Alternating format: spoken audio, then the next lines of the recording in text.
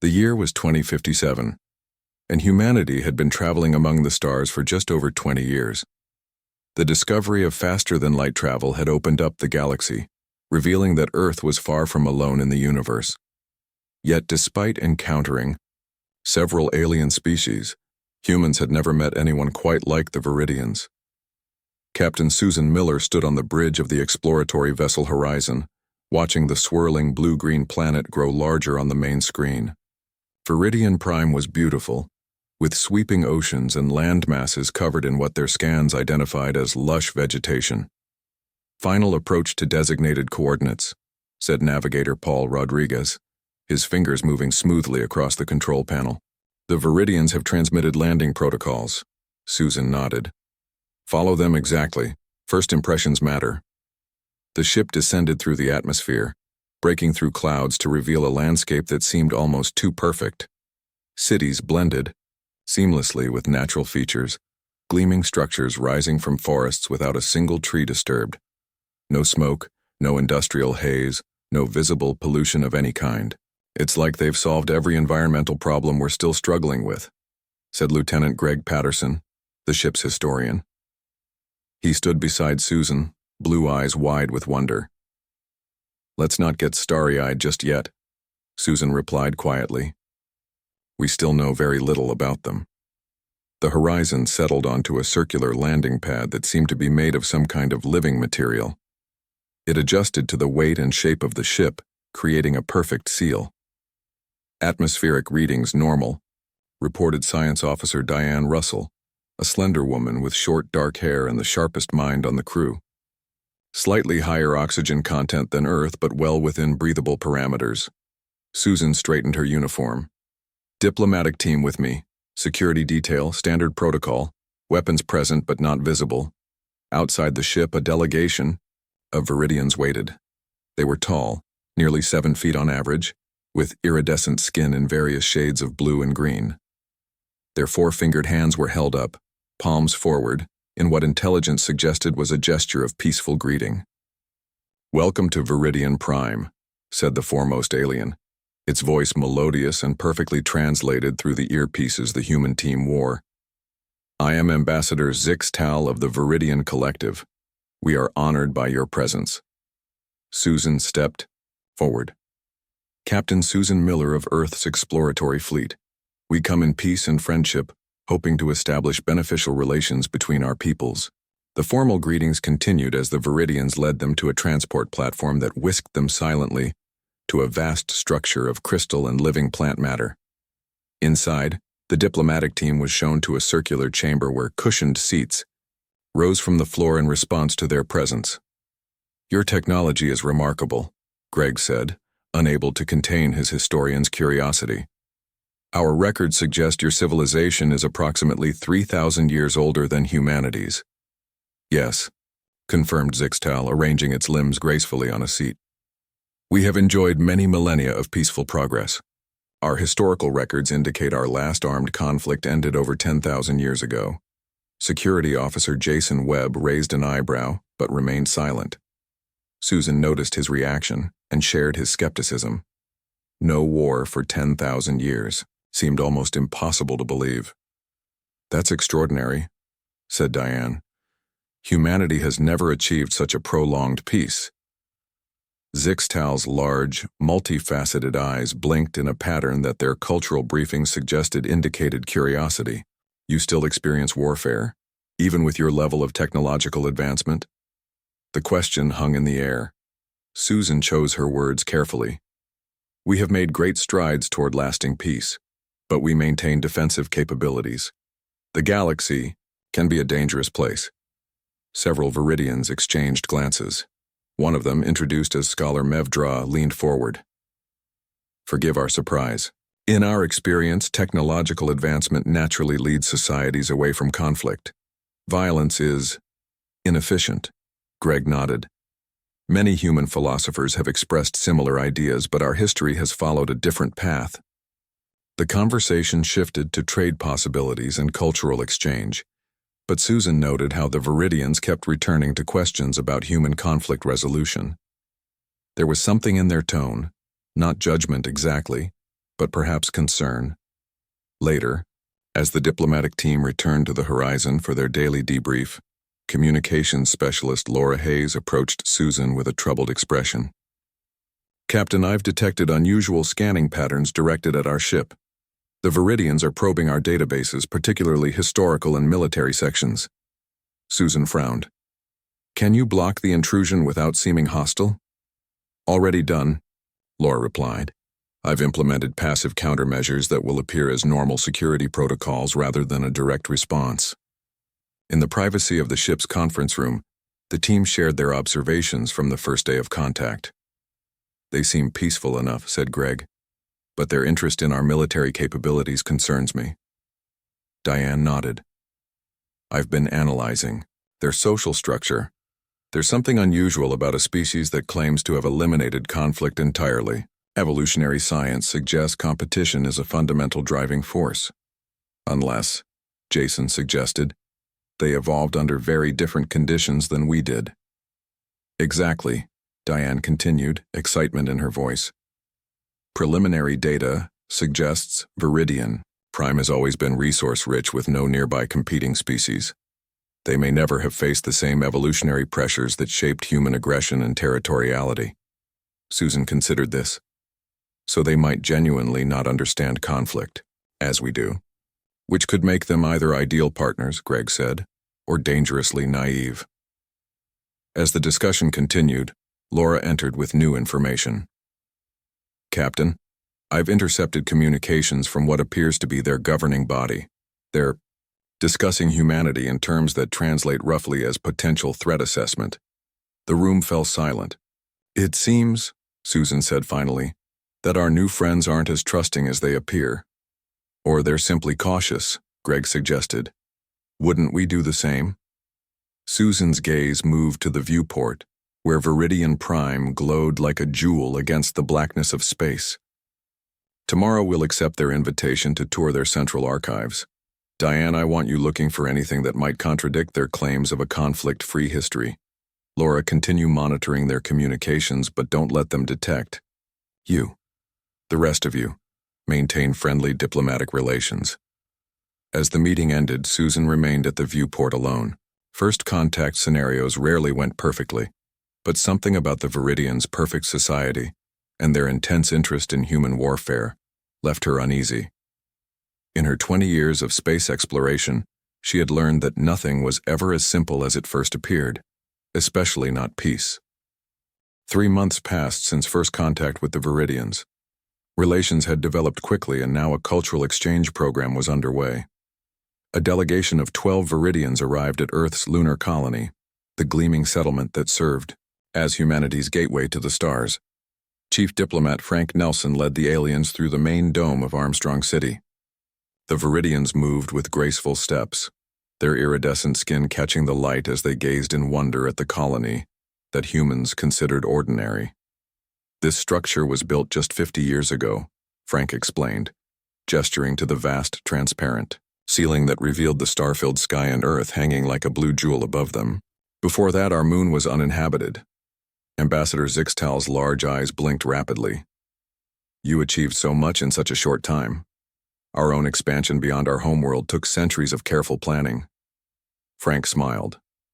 "Humans tend to be impatient. It's one of our defining traits." The tour continued through gardens, living quarters, and research facilities. The Viridians asked thoughtful questions about everything from water recycling systems to governance structures. Yet Frank noticed they seemed most interested whenever they passed security checkpoints or anything resembling military equipment. Later that day, at the Lunar Historical Museum, the delegation paused before an exhibit about the early space race. "These early rockets were developed from military missiles," explained the museum guide. "Much of our space technology evolved from weapon systems before being repurposed for exploration." Scholar Mevdra moved closer to a display showing the progression from V-2 rockets to Apollo missions. "Your species repeatedly converts tools of war into tools of discovery. Fascinating." The delegation continued through the museum until they reached the conflicts of the 21st century wing. Here the Viridians grew visibly uncomfortable, their skin colors shifting to deeper blues and purples. Would you prefer to skip this section? Frank asked, noting their reaction. No, Zixtal replied after a moment. We wish to understand all aspects of human development. They moved slowly through displays showing combat footage, military equipment, and interactive exhibits explaining various global conflicts. Security Officer Jason Webb, who had accompanied the tour from the Horizon crew, watched the aliens carefully. Their discomfort seemed genuine, yet they studied everything with intense focus. That evening, a formal dinner was held in the colony's Grand Hall.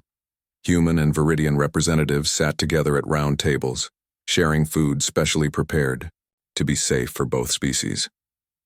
Mevdra sat beside Jason. Your species maintains substantial military forces despite being at peace. Why is this necessary? Jason considered his answer carefully. We hope for peace but prepare for less favorable outcomes. It's a principle that has served humanity well. But surely advanced technology makes conflict unnecessary, the alien pressed. Resources can be synthesized, territories shared, differences resolved through logic. In an ideal world, yes, Jason agreed. But we've learned from experience that not all parties approach negotiations with the same values or intentions. Across the room, Ambassador Zixtal engaged Captain Susan Miller in a similar conversation. Our scans indicate your vessel Horizon contains weapons capabilities far beyond what would be needed for self-defense. Susan's expression remained neutral despite her surprise at the admission of scanning. The Horizon is primarily an exploratory vessel, but it's designed to handle unexpected situations in deep space. What situations would require such firepower? The ambassador asked. Before Susan could answer, her communication device signaled an urgent message. She excused herself and stepped away from the table. Captain, came Laura Hayes's voice through the secure channel. I've detected something you need to see immediately. Susan returned to the Horizon as soon as protocol allowed. In the ship's communications center, Laura displayed a series of intercepted transmissions from the Viridian homeworld. They're discussing containment protocols, Laura explained, pointing to the translated text. And here, they reference aggression, potential and necessary preventative measures. They're talking about us, Captain. Susan studied the data with growing concern. Have they taken any concrete actions? Not that we can detect, Laura replied. But there's more. I found references to other species they've contacted in the past. At least 3 other civilizations that suddenly broke off relations with the wider galactic community after meeting the Viridians. Science Officer Diane Russell, who had joined them, frowned at this information. That aligns with my findings. I've been analyzing the evolutionary history they provided and something doesn't add up. No species develops without some form of competition. Unless their history isn't as peaceful as they claim, Susan suggested. Or, said Dr. Alan Cooper, the ship's xenopsychologist, unless their version of peace isn't what we understand it to be. The next morning, during a meeting with Frank Nelson, Susan shared their concerns while being careful not to reveal how they obtained the information. We need to proceed carefully, Frank advised. If they're assessing us as a threat, appearing suspicious could confirm their fears. Agreed, Susan said. But we also need to understand their true intentions. Later that day, the Viridian High Council made an unexpected request through Ambassador Zixtal. Full access to Earth's historical archives, specifically those related to human warfare and conflict resolution throughout history. The human diplomatic team gathered in a secure room to discuss the request. It could be innocent curiosity, Greg Patterson suggested. They seem genuinely puzzled by our history of conflict. Or they could be assessing our capabilities and weaknesses, countered Jason. Frank considered both perspectives. Either way, refusing the request would send the wrong message. I suggest we provide access to carefully selected materials, nothing classified, but enough to demonstrate that our history of conflict has led us to value peace all the more highly. Susan nodded slowly. I agree. But we should also increase our efforts to learn more about them. If they're studying us, we should be studying them just as closely. As the meeting concluded, Dr. Cooper offered a final thought. There's something we're missing about the Viridians. Their fear of conflict seems almost pathological. It's as if they're not just peaceful by choice, but by some deeper compulsion. That night, as the Viridian delegation prepared to return to their guest quarters, Ambassador Zixtal paused to gaze up at Earth through the dome. Frank Nelson stood beside him. "Your world is beautiful," the ambassador said softly. "We hope it remains so." Something in the way the words were spoken made Frank uneasy. It sounded less like a wish and more like a warning. 6 months into their relations with the Viridians, Captain Susan Miller called an urgent meeting aboard the Horizon. Her senior officers gathered in the secure conference room, faces serious as they took their seats around the oval table. "Navigator, Rodriguez has discovered something concerning," Susan began. She nodded to Paul Rodriguez, who activated the holographic display in the center of the table. A 3-dimensional star map appeared, showing dozens of systems near Viridian space. Several were marked with pulsing red circles. "These are systems where we've detected signs of developing civilizations," Paul explained, his brown eyes intense as he pointed to the red circles. "According to Viridian star charts, they call this entire region a containment zone." Lieutenant Greg Patterson leaned forward. "Containment? That doesn't sound like the language of peaceful cooperation." "It gets worse," added communications specialist Laura Hayes. "I've found references to at least 5 species that established contact with the Viridians, only to suddenly cut off all communication with the rest of the galaxy shortly afterward." Science Officer Diane Russell frowned. "That aligns with unusual energy readings we've detected around these systems. They could be some kind of blockade technology."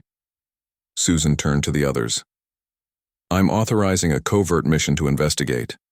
Lieutenant Olivia Martinez will lead a small team in our stealth shuttle to the nearest system within this containment zone."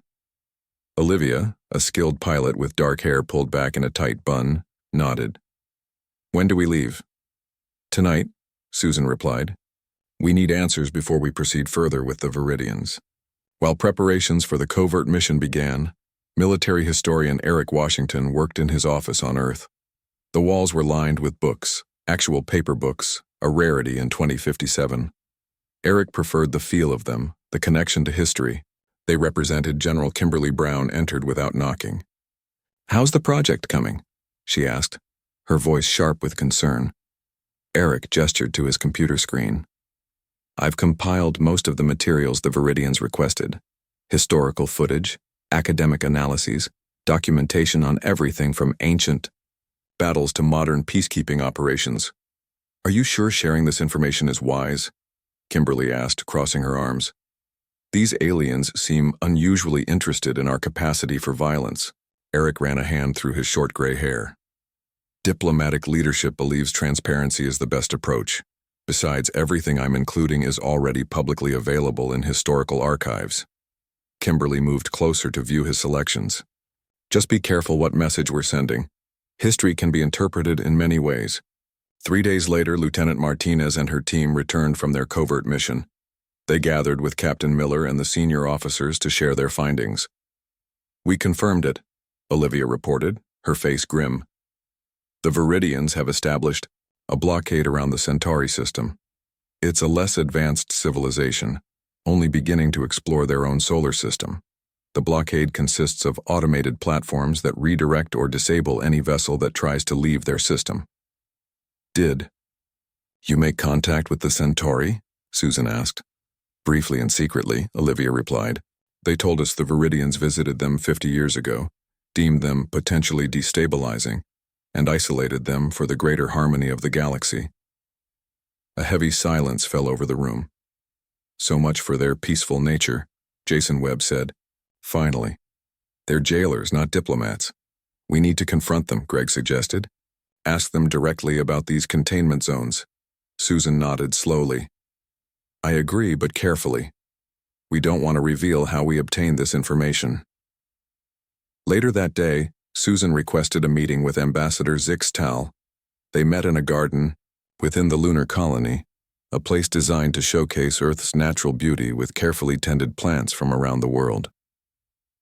"Ambassador," Susan began as they walked between flowering cherry trees, "our astronomers have noticed unusual energy, signatures around several nearby systems.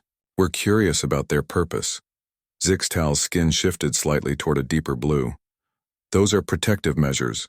Some species require guidance until they reach a sufficient level of social harmony. Guidance? Susan kept her tone neutral. Or containment. The ambassador stopped walking. Captain Miller, the galaxy is a complex place. The Viridian Collective has maintained peace for 10,000 years because we take appropriate precautions against disruptive influences. And who decides what constitutes a disruptive influence? Our behavioral analysis protocols are quite sophisticated, Zixtal replied. We merely help developing species avoid the painful path of conflict that we ourselves once walked. Before Susan could respond, her communication device signaled. "Excuse me," she said, stepping away to answer. Lieutenant Patterson's voice came through the secure channel. "Captain, we've detected Viridian vessels entering orbit around Saturn. They're scanning our military outpost there." Susan returned to the ambassador, maintaining her composed expression. "It seems your people have taken a particular interest in our Saturn defense station." Zixtal's large eyes blinked rapidly. "A routine survey mission. Nothing to concern yourself with." "Ambassador, transparency works both ways," Susan said firmly. "If we're to build trust, we need honesty." Back on the horizon, Science Officer Russell made a disturbing discovery. She called an emergency meeting with Captain Miller and the senior staff. "I've detected communications between the Viridian High Council and their ships near Saturn," Diane explained. "They repeatedly reference something called a preemptive safety measure." Jason Webb slammed his hand on the table. "They're planning to attack." "Not necessarily," Diane cautioned. "But they're definitely assessing our military capabilities more aggressively than before." Susan turned to Laura. "What's the status of the historical materials Eric Washington prepared?" "He completed the transfer yesterday," Laura replied. "The Viridians now have access to thousands of hours of footage and documentation about human warfare throughout history." Dr. Alan Cooper, who had been quiet until now, leaned forward. "This may actually work in our favor. If my theory about the Viridians is correct, they've never truly understood conflict. Their fear of it is abstract, theoretical." "And now?" Greggy asked. "Now they'll see the reality," Alan replied. "Not just the tactics and weapons, but the cost. The human cost of war." Susan considered this. "So we wait and see how they respond to the historical materials?" Alan nodded. "Yes, but we should also prepare for less favorable outcomes." As night fell on the lunar colony, Eric Washington received an urgent message from the Viridian Cultural Attaché. The aliens had begun reviewing his historical materials and requested his presence immediately to answer questions. The message contained one line that made Eric's blood run cold. "We have miscalculated severely regarding human nature." Eric Washington hurried through the gleaming corridors of the lunar colony. The message from the Viridian Cultural Attaché had been urgent, almost panicked. He had never expected such a strong reaction to the historical materials he'd compiled. When he arrived at the Viridian quarters, he found them in disarray. The normally composed aliens moved about frantically, their skin flickering between colors in what humans had learned indicated extreme distress. "Historian Washington," said a voice behind him. Eric turned to see Ambassador Zixtal, the Viridian's skin a deep, troubled purple. "Thank you for coming so quickly." "What's happened?" Eric asked, concerned by the scene before him. "We have been reviewing your historical materials," Zixtal said, leading Eric to a private room where several screens displayed footage from World War II. "These images, these accounts, we did not understand." On the screen, soldiers trudged through mud, bodies lay in trenches, and civilians fled burning cities.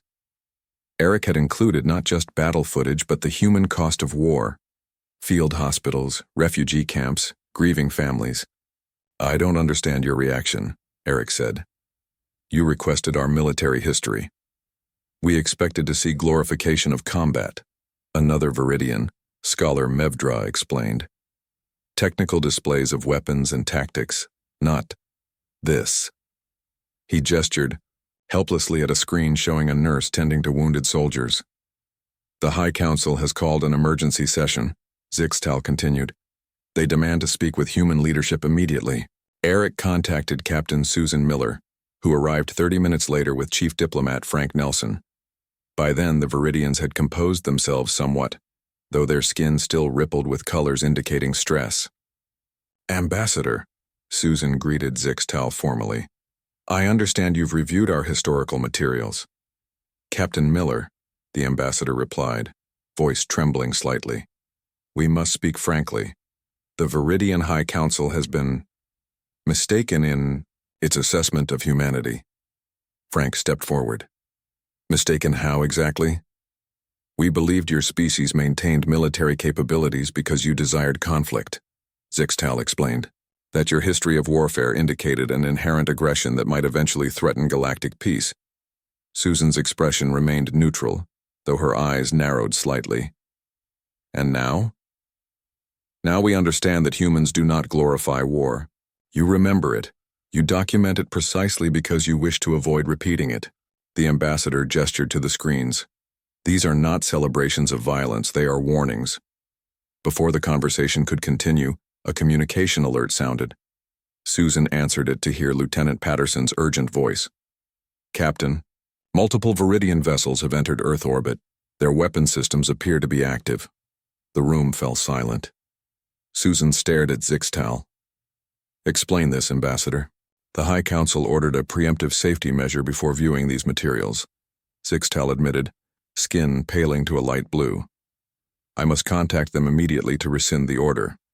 For a tense hour, humans and Viridians worked frantically to establish direct communication with the Viridian High Council. Earth's defense systems were placed on high alert, though Susan ordered them to take no aggressive action. Finally, a connection was established.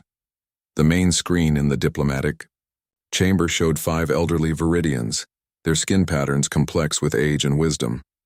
High Council, Zixtal began, you must recall our vessels immediately. We have gravely misunderstood humanity. The lead counselor's expression was severe.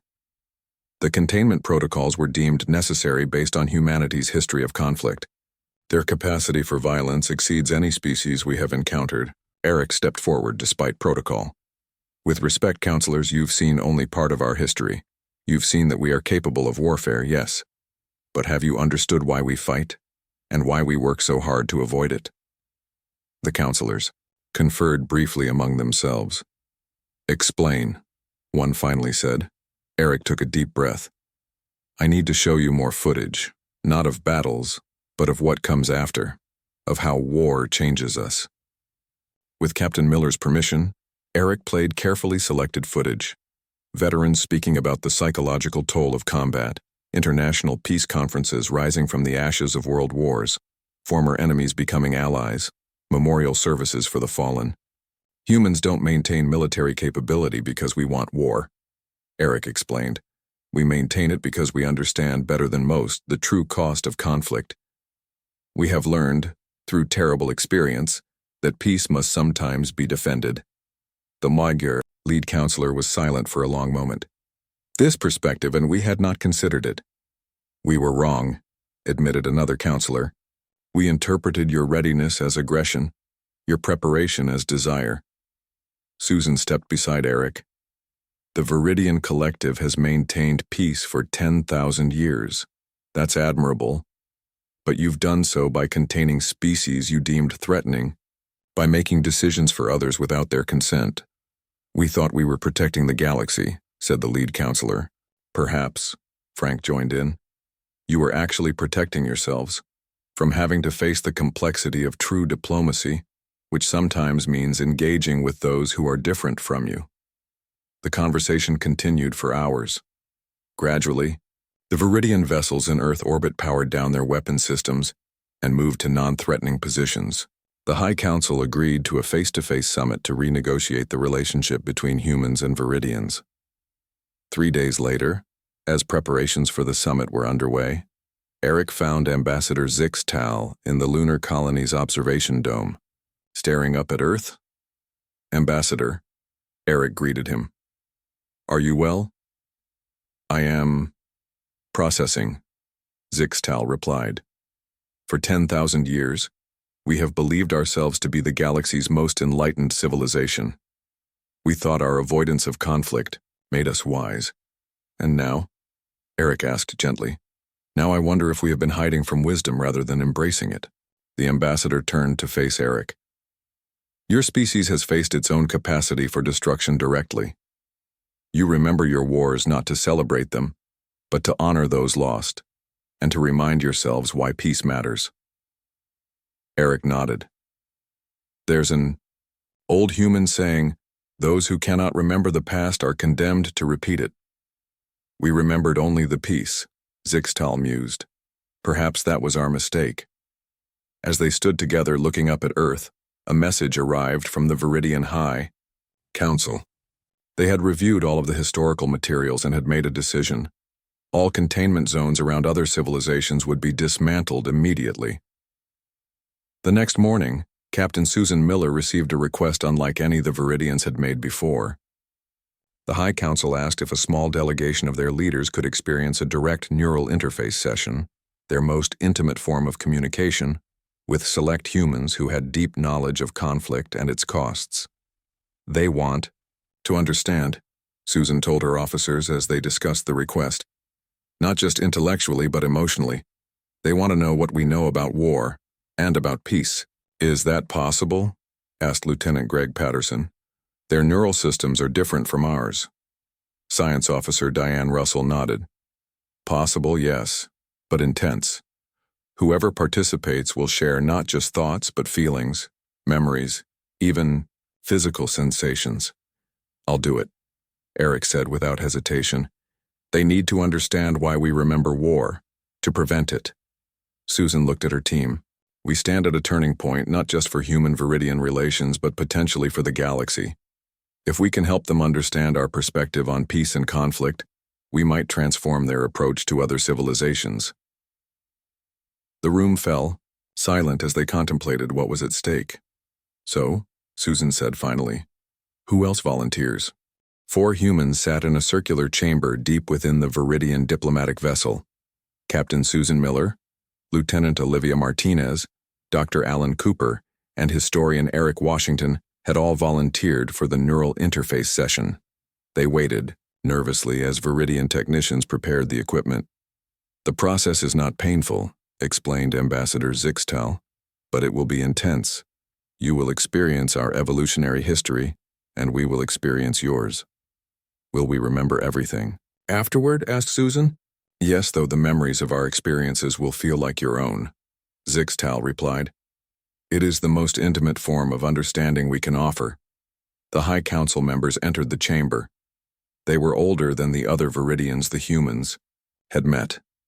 Their skin patterns more complex, shifting with subtle colors that hinted at deep emotions. We thank you for this opportunity, said the lead counselor, whom they knew as Elder Krenvos. Our species has not engaged in such an exchange with any other civilization. Eric looked at his fellow volunteers. We hope this leads to better understanding between our peoples. The technicians attached small translucent devices to the temples of both humans and Viridians. Susan felt a slight tingling sensation, then a warmth that spread throughout her body. The room around her began to fade. Suddenly, she was not herself anymore. She experienced life as a primitive Viridian, living in a world of plenty. Their home planet had evolved with perfect balance, abundant resources, predictable weather patterns, and no large predators. Early Viridian society developed without the intense competition for survival that had shaped humanity's evolution. Susan experienced their history unfolding, how Viridian civilization advanced through cooperation rather than competition. When conflicts did arise, they were resolved through discussion and compromise. Violence was rare and shocking when it occurred. Then came the breaking point in their history, a brief but traumatic civil war 10,000 years ago, sparked by resource distribution, when their population first faced limits to growth. The war lasted only months but traumatized their society so deeply that they restructured their entire civilization. to prevent any possibility of conflict ever arising again. Meanwhile, the Viridians were experiencing something very different through the neural link. They lived as early humans, fighting daily for survival against predators, harsh environments, and competing tribes. They felt the constant pressure that had forged humanity's capacity for both violence and extraordinary cooperation. They witnessed key moments in human history, tribes uniting against common threats, the birth of nations, terrible wars fought over resources, beliefs, and power. But they also experienced how these conflicts gave rise to profound developments, the concepts of human rights, democracy, and international cooperation. They felt the horror of the world wars, the fear of nuclear annihilation, and the hard-won wisdom that emerged from these dark chapters. They understood finally why humans remembered their wars so vividly, not from any love of violence, but from the desperate desire to prevent such suffering from happening again. 4 hours later, the neural interface ended. Humans and Viridians alike sat in stunned silence, processing what they had experienced. "Your species," Elder Krenvos said finally, voice trembling, "evolved under such pressure, such constant threat. Yet you did not become only violent. You created art, philosophy, and eventually peace, despite everything working against you." Susan nodded, equally moved by what she had experienced. "And your people? You never needed to develop the same instincts for aggression. Your caution toward other species wasn't from wisdom, but from fear of something you never truly understood." "Yes," admitted Ambassador Zixtal. "We feared what we had not experienced. We saw your military readiness as aggression because we could not conceive of preparing for conflict without desiring it." Dr. Cooper leaned forward. "Your society avoided confrontation so completely that you never developed resilience to it. When threatened, you could only see isolation or domination as solutions." "This is true," said another counselor. "We contained other species not out of malice, but out of deep fear that their conflicts might spread to us." Eric Washington stood, up slowly, still dizzy from the experience. "There's an irony here. You've maintained peace for 10,000 years, yet you've achieved it through a kind of subtle domination, deciding which species can interact with the wider galaxy based on your assessment of their harmoniousness." The Viridian skin colors shifted to deep blues of shame and recognition. "We have been wrong," admitted Elder Krenvos, "not in seeking peace, but in how we sought to preserve it." The next week was filled with intense negotiations. A new treaty was established between humans and Viridians, one based on genuine partnership, rather than the wary tolerance that had characterized their early relations. The Viridian High Council announced the dismantling of all containment zones around other civilizations. Instead, they would establish diplomatic contact and offer guidance without restriction or control. 2 years later, Captain Susan Miller stood on the bridge of a new vessel, the Alliance, a joint human-Viridian ship designed for diplomatic missions. Beside her stood Ambassador Zixtal, now serving as co-commander. "Long-range sensors detecting unknown vessels approaching the Rigel system," reported Lieutenant Greg Patterson. "The energy signatures match those described by the Centauri. It's the Krell." The Krell were a previously unknown predatory species that had been expanding aggressively into neighboring systems. Their first contact with the Alliance had been marked by immediate hostility. "They're targeting the Rigel colonies," said Science Officer Diane Russell. "Weapons charging." "Defensive positions," Susan ordered calmly. "Open communication channels." For 3 tense days, the Alliance maintained position between the Krell fleet and the Rigel colonies.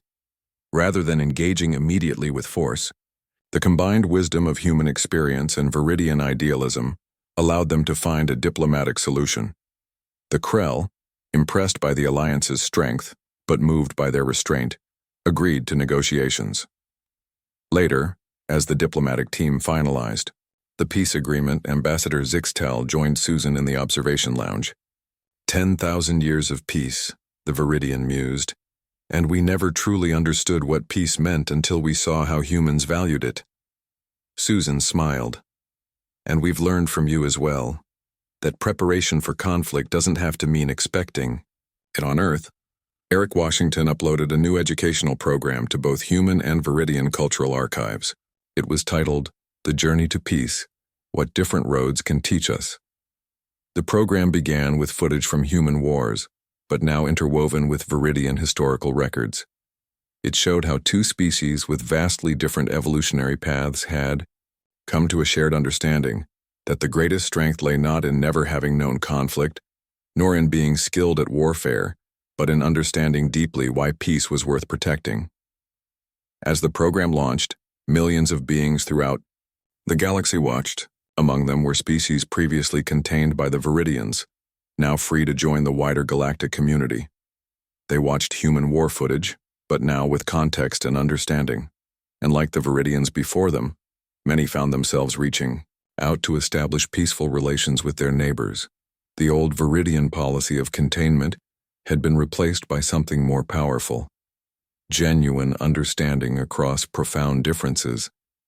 And it had all begun because humans remembered their wars, not to glorify them but to ensure they remained in the past.